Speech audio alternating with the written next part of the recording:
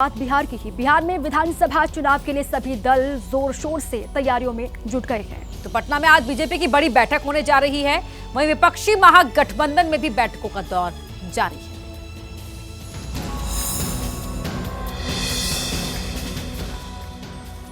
बिहार में बीजेपी पूरी तरह से चुनावी मोड में आ गई है। चुनावी साल में पीएम मोदी अब तक 4 बार बिहार का दौरा कर चुके हैं। केंद्रीय नेताओं का बिहार जाना लगातार जारी है। इसी कड़ी में अब राजनाथ सिंह पहुंच रहे हैं। पटना में आज बिहार बीजेपी कार्य समिति की बैठक होने जा रही है। बैठक की अध्यक्षता राजनाथ सिंह करेंगे। बैठक में बीजेपी के तमाम प्रमुख नेता शामिल होंगे। विधायक, मंत्री, प्रदेश पदाधिकारी हिस्सा लेंगे। जिलाध्यक्ष और मोर्चा अध्यक्ष भी शामिल होंगे। बैठक में करीब 900 से ज्यादा नेता मौजूद रहेंगे। कार्य समिति की बैठक में पीएम मोदी ने बिहार को 11 सालों में क्या दिया है, इसको लेकर प्रस्ताव पारित हो सकता है। बिहार विधानसभा चुनाव को लेकर भी राजनीतिक प्रस्ताव पारित किया जा सकता है। बैठक में राजनाथ सिंह जीत का मंत्र देंगे। सहयोगी दलों में आपस में तालमेल बढ़ाने पर भी चर्चा होगी। वहीं विपक्ष भी तैयारियों में जुटा हुआ है। महागठबंधन की मैनिफेस्टो कमेटी की बैठक कल लगातार दूसरे दिन भी जारी रही। जनता के बीच जाने के लिए अहम चुनावी मुद्दों पर बैठक में चर्चा हुई।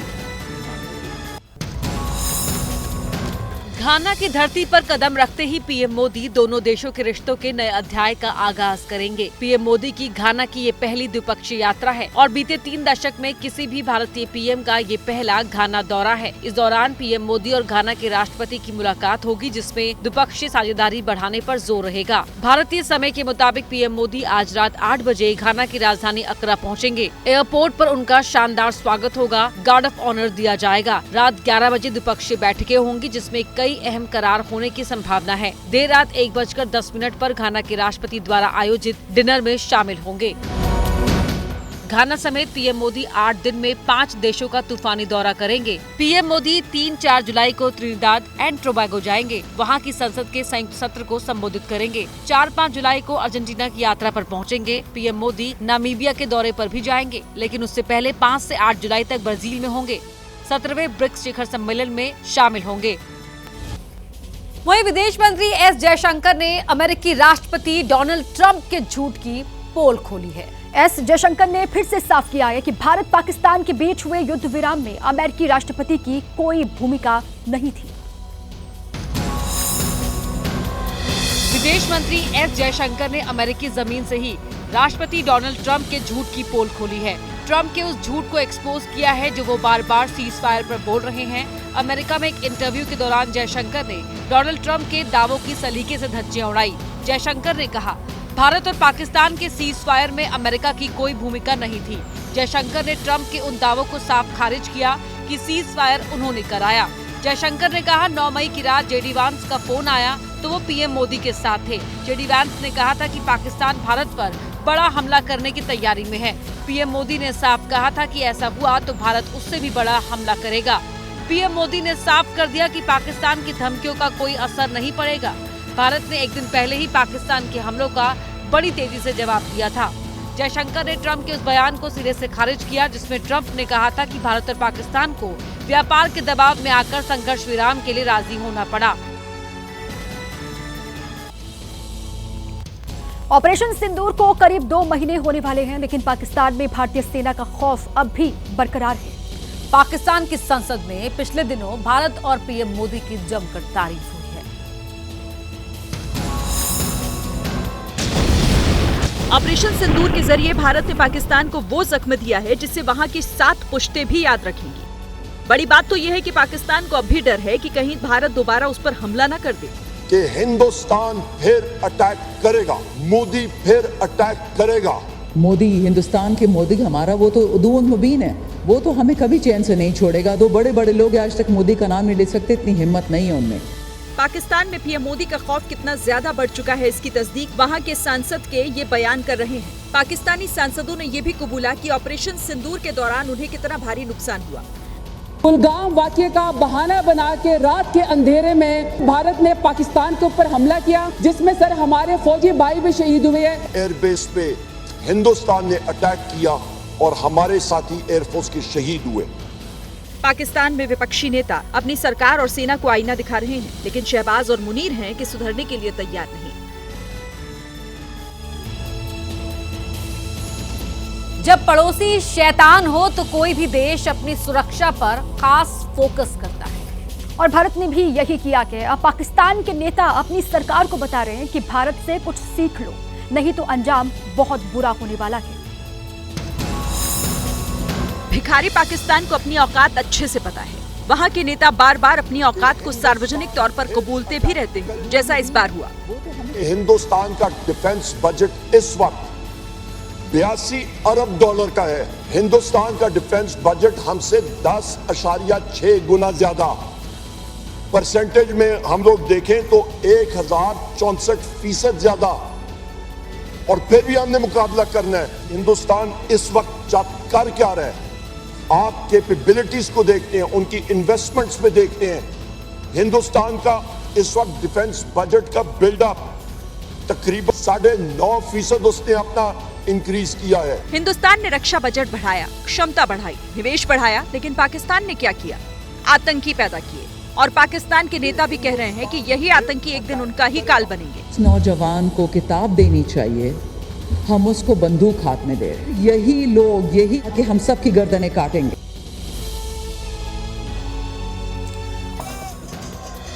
जो पहलगाम इस समय केंद्र बिंदु बना है, क्योंकि जिस तरह से अप्रैल 22 को बाईसरन में हमला हुआ और उसके बाद लगातार इस यात्रा को लेकर न केवल जम्मू कश्मीर सरकार बल्कि केंद्र सरकार भी लगातार इस यात्रा पर नजर बनाए हुए हैं। मेरे पीछे जो आप वाहन देख रहे हैं ये पहलगाम जाने वाले यात्री हैं और ये बसों की कतार खुद बता सकती है कि कितना जोश यहाँ यात्रियों में है। इससे पहले जो जत्था रवाना हुआ वो बालटाल जाने वाला जत्था था और ये जो करीब 100 से 125 गाड़ियां हैं ये उन श्रद्धालुओं से भरी हुई हैं जो यहाँ पहलगाम जाएंगे और पहलगाम से बाबा बोले के पवित्र शिवलिंग के दर्शन करेंगे। सुरक्षा के इंतजाम, पहले मैंने इस तरह के सुरक्षा के इंतजाम नहीं देखे। श्रद्धालुओं में उत्साह है और श्रद्धालुओं का ये कहना है कि इस बार जो आतंक की तस्वीर कश्मीर से दिखाई दी, उस आतंक की तस्वीर का जवाब ये श्रद्धालु देंगे।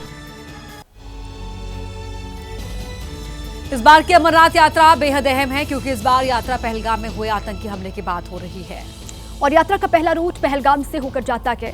भक्तों को जम्मू या श्रीनगर से पहलगाम होते हुए पवित्र गुफा तक जाने के लिए 48 किलोमीटर का सफर तय करना पड़ता है। लिहाजा सुरक्षा के इंतजाम हर बार से ज्यादा हैं। देखिए बलराम पांडे की एक रिपोर्ट।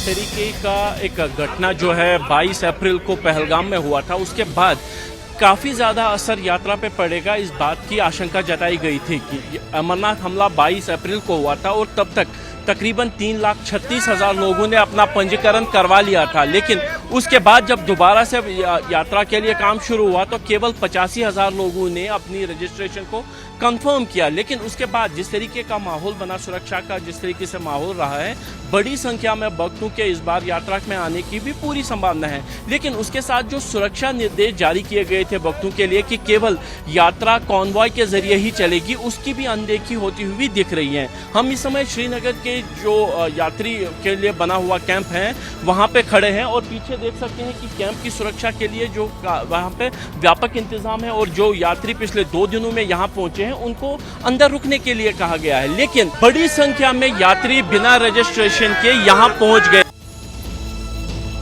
तो ये श्रीनगर बेस कैंप से आसिफ कुरैशी की रिपोर्ट आपने देखी। अब आपको दिखाते हैं बलराम पांडे की वो रिपोर्ट उस जगह से, पहलगाम के उस चेक पॉइंट से जहां से जत्था एंट्री करेगा। इस तरीके से सुरक्षा व्यवस्था की गई है उसको लेकर के जो बाबा बर्फानी के भक्त हैं वो पूरी तरह से संतुष्ट हैं, क्योंकि जमीन से लेकर के आसमान तक सुरक्षा के पुख्ता इंतजाम किए गए हैं। लगातार सेना की कानवाई यहाँ पर निकल रही है और ये भक्तों को बताने की कोशिश सेना के द्वारा और जो स्थानीय प्रशासन है उसके द्वारा की जा रही है कि सुरक्षा के पुख्ता इंतजाम किए गए हैं। हम आपको सीधे तस्वीरों के माध्यम से दिखाएंगे कि किस तरीके से बाबा बर्फानी के जो भक्त हैं वो लंबी कतारों में आप देख सकते हैं कि खड़े हुए हैं। यहाँ से चंद कदमों की की दूरी पर जो चेक पॉइंट है वो है, और जो भी वाहन यहाँ पर आ रहा है उसको चेक किया जा रहा है, तलाशी ली जा रही है, और जब सेना के जवान पूरी तरह से संतुष्ट हो जा रहे हैं उसके बाद ही उन वाहनों को पहलगाम में एंट्री दी जा रही है। तो यानी कुल मिला के ये कह सकते हैं कि सुरक्षा के पुख्ता इंतजाम किए गए हैं। और आप देख सकते हैं ये भक्तों की लाइन है, जहां तक आपकी नजर जाएगी वहां तक सिर्फ आपको भक्त ही नजर आएंगे। और अब बात कांवड़ यात्रा की। कांवड़ यात्रा शुरू होने में अब महज चंद दिन बचे हुए हैं, लेकिन उससे पहले कांवड़ मार्ग पर खाने पीने की दुकानों और ढाबों पर मालिक का नाम लिखने को लेकर घमासान जारी है। इस मामले में उत्तराखंड सरकार ने भी फरमान जारी कर दिया है। पुष्कर सिंह धामी सरकार ने आदेश जारी कर कहा कि कांवड़ मार्ग में खाने पीने की दुकानों पर मालिक जरूरी होगा, लाइसेंस और पहचान पत्र दिखाना जरूरी होगा। बिना नाम और लाइसेंस वाली दुकानें बंद रहेंगी। निगरानी अभियान चलाया जाएगा। कानूनी कार्रवाई और 2 लाख रुपए तक का जुर्माना लगेगा। वहीं पश्चिमी यूपी के कई जिलों में भी नेम प्लेट को लेकर सियासी घमासान शुरू हो गया है।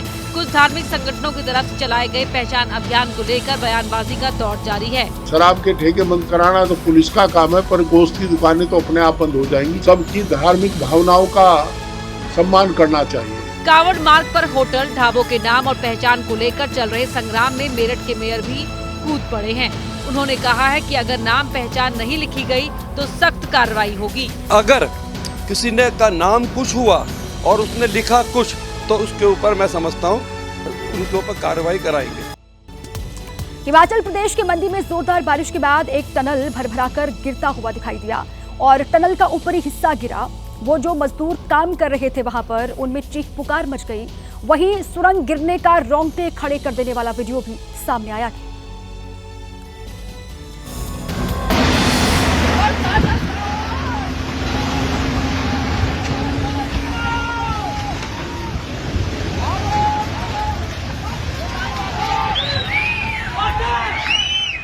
जिसमें दिखा कि टनल के किनारे का कुछ हिस्सा पहले गिरा और फिर टनल के ठीक ऊपर वाला एक बड़ा हिस्सा भरभरा कर गिरने लगा। इसके बाद तो वहां तबाही मच गई।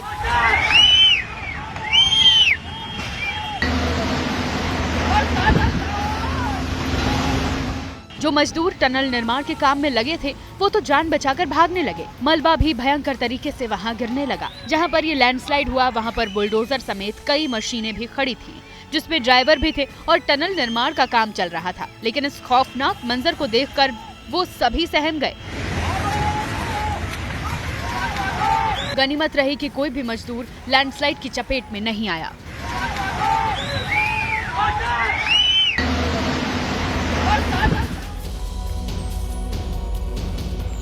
हिमाचल प्रदेश में बाढ़, बारिश, लैंडस्लाइड और फ्लैश फ्लड का ट्रिपल अटैक देखने को मिल रहा है।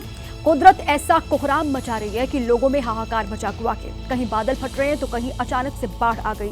मंडी में तो बादल फटने के बाद ऐसा सैलाब आया कि नदी के ऊपर बने 2 पुल ही बाढ़ में बह गए। और बाकली खड्ड नदी में ऐसा सैलाब आया कि मंडी के सराज क्षेत्र का बाकली पुल ध्वस्त हो गया। वीडियो में दिखा कि पुल का बड़ा हिस्सा टूट गया और सड़क पर भी दरार आ गई। इसके अलावा एक और पुल वहां बना था जो पानी में बह गया। पास में ही एक माता रानी का मंदिर भी है जो किसी भी पल भरभरा कर गिर सकता है। मंदिर के नीचे की मिट्टी को बाढ़ अपने साथ बहाकर ले गई। मंदिर के आसपास कई गाड़ियां भी खड़ी थी जो नदी में आई बाढ़ की चपेट में आ गई। बताया गया कि बाकली खड्ड नदी में जब सैलाब आया तो नदी का पानी अपने साथ कई घरों और गाड़ियों को बहाकर ले गया। एक स्कूटी, दो 3 बाइकें और एक गाड़ी बह गई है यहाँ से। इसके अलावा पुल के परली साइड जो आपको नजारा पेश आ रहा है, वहाँ से पुल पर लगभग 5 से 6 गाड़ियाँ पार्क थी, वो भी सारी चली गई है। दावा है कि बाकली खड्ड साल भर सूखी पड़ी रहती थी, उसमें ज्यादा पानी नहीं रहता है, लेकिन इस समय नदी का रौद्र रूप देखने को मिल रहा है।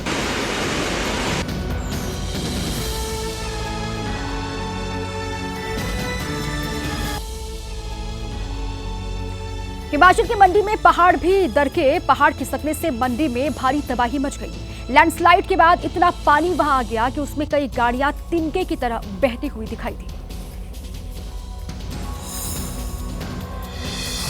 जिसकी हाहाकारी तस्वीरें भी सामने आई। वीडियो में दिखा कि सफेद रंग की एक कार 15 से 20 फीट नीचे गड्ढे में गिरते गिरते बाल बाल बची। वहीं सिल्वर रंग की एक और कार तो बहते बहते गड्ढे में जा पहुंची और वहां जाकर फंस गई। बताया गया कि गाड़ियों की ऐसी हालत लैंडस्लाइड के बाद आए तेज सैलाब की वजह से हुई। इन गाड़ियों की हालत देखकर तो इनके मालिक हैरान रह गए। तबाही की ये तस्वीर एक ग्राम पंचायत तुलहा की है, जहां पिछले कुछ घंटे से हो रही मूसलाधार बारिश ने कोहराम मचा दिया, क्योंकि ब्यास नदी की सहायक नदी सकोड़ी खड्ड का पानी आया और चारों तरफ तबाही मचा दी। एक से बड़ी एक लग्जरी गाड़ियां देर रात आए सैलाब के बाद जमीन में आधे तक धंस गयी। लोगों ने देर शाम अपने अपने घरों के बाहर गाड़ियां पार्क की थी, लेकिन देर रात वहां ऐसी तबाही मची कि कई गाड़ियों के ऊपर लैंडस्लाइड का मलबा गिरा तो कई गाड़ियां खुद मलबे के बीच फंसकर जम सी गई। जब सुबह लोगों ने अपनी गाड़ियों की ऐसी हालत देखी तो उनकी आंखें फटी की फटी रह गई। रात में तो तबाही का ऐसा मंजर दिखा जिसे देख लोगों की सांसें अटक गई। कई घरों की सीढ़ियों से पानी ऐसे बह रहा था जैसे घर के अंदर से कोई झरना फूट पड़ा हो।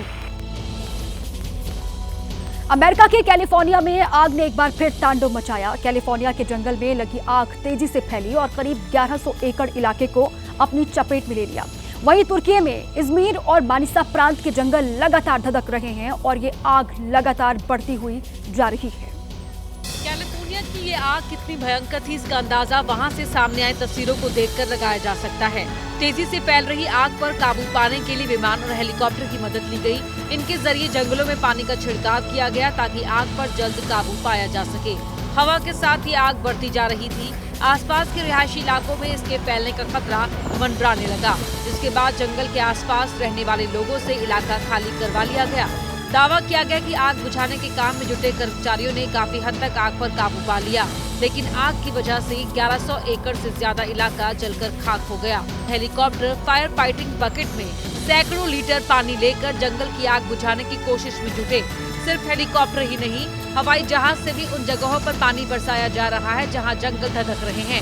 इजमिर और मानिसा प्रांत के जंगलों में लगी आग के पीछे दक्षिणी यूरोप में इन दिनों चल रही हीट वेव को प्रमुख वजह बताया जा रहा है। इस बीच इन इलाकों में मौजूद लोगों को भी बाहर निकाला जा रहा है। थाईलैंड की संवैधानिक कोर्ट ने वहां के पीएम शिनावात्रा को सस्पेंड कर दिया है। दरअसल कुछ दिन पहले शिनावात्रा और कंबोडिया के पूर्व पीएम की फोन पर बातचीत हुई थी, जिसका ऑडियो लीक हुआ था। मई में थाईलैंड और कंबोडिया के बीच विवादित बॉर्डर इलाके में झड़प हुई थी, जिसके बाद शिनावात्रा पर आरोप लगा था कि उन्होंने कंबोडिया के नेता हुन सेन से फोन पर बातचीत की थी। इस बातचीत में उन्होंने थाई सेना के कमांडर की आलोचना की थी। इन दोनों ही नेताओं की ये बातचीत लीक हो गई। ऑडियो लीक हुआ तो थाईलैंड के सैकड़ों नागरिक सड़क पर उतर आए। वहीं लोगों में गुस्सा बढ़ा तो शिनावात्रा ने देश से माफी मांगी, लेकिन मामला संवैधानिक कोर्ट तक पहुंच गया और कोर्ट ने शिनावात्रा के खिलाफ आरोपों की जांच शुरू कर दी। जांच पूरी होने तक वो पीएम के पद पर काम नहीं कर सकेंगी। अंतिम फैसला आने तक डिप्टी पीएम फुमथुम विचयाचाई सरकार चलाएंगे। दरअसल थाईलैंड और कंबोडिया के अच्छे संबंध रहे हैं, लेकिन मई में तस्वीर बदल गई। 28 मई को दोनों ही देशों की सेनाओं की भिड़ंत हो गई थी। दोनों ही देशों के रिश्तों को फिर पुराने मकाम तक पहुंचाने की पहल हुई। शिनावात्रा ने कंबोडिया के नेता से शांति की अपील की। इस दौरान उन्होंने तनाव का ठीकरा सेना पर मढ़ दिया। दोनों की यही बात लीक हो गई।